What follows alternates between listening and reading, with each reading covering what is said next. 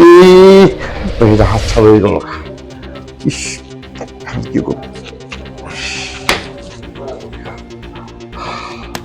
Sir sir তুই যা।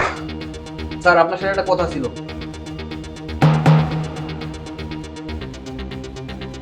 Sir আপনি না বোরখালি হ্যাঁ হ্যাঁ হ্যাঁ হ্যাঁ বরকালি কিছে কিছে বরকালি কিছে?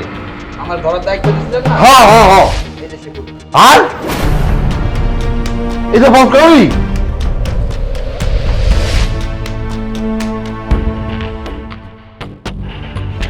সি সি স্যার, আপনার আমি সবসময় আমার বাবার চোখে দেখছি।